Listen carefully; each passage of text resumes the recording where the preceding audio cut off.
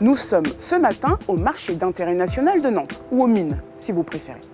Et nous avons rendez-vous en cette heure matinale, puisqu'il est 3h40 du matin, avec Alric Pan, un poissonnier nantais. On y va ?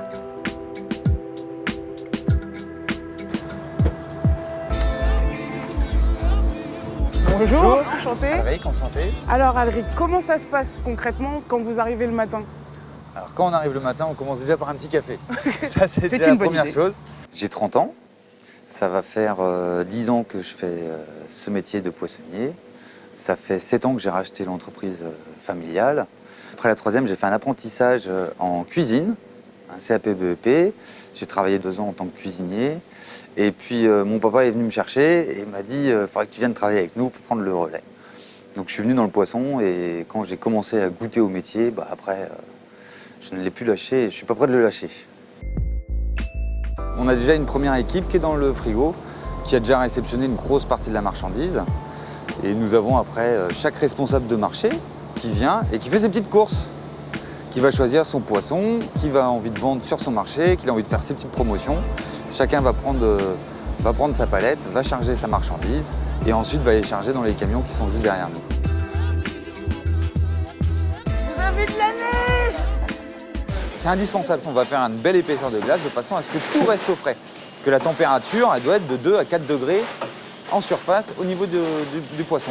Et ça nous permet de remballer ensuite tout ce qui va nous rester qui n'a pas été vendu, de remettre bien tout ça dans des petites caisses avec de la glace et comme ça la chaîne du froid n'est jamais cassée.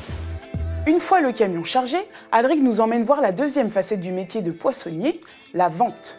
En cornet, rouget, saumon, coquille, il nous fait découvrir avec passion tous les produits proposés aux clients sur les marchés et en boutique.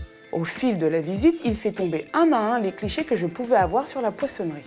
Tout ce qu'on voit sur les étals là, c'est ce qu'on vous a vu charger ce matin à 4h aux mines en fait. Voilà, c'est ça. Toute la marchandise qui était là, c'était la marchandise qui était au frigo.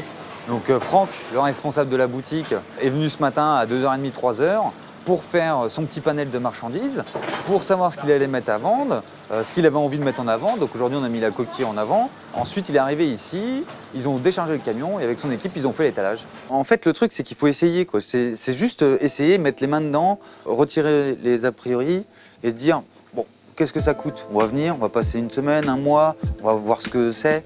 Et on aime, c'est super. On n'aime pas, bon, tant pis, on essaiera autre chose. Mais au moins, on n'aura pas perdu cette expérience, quoi. Je veux dire, et c'est vraiment une très bonne expérience. Alors, si vous aussi vous avez envie de devenir poissonnier, la profession recherche des jeunes qui, après quelques années d'expérience et d'apprentissage de la gestion, seront capables de reprendre ou de créer leur propre entreprise. Il y a 2 formations possibles, un CAP maraîchage et un bac pro poissonnier écaillé traiteur.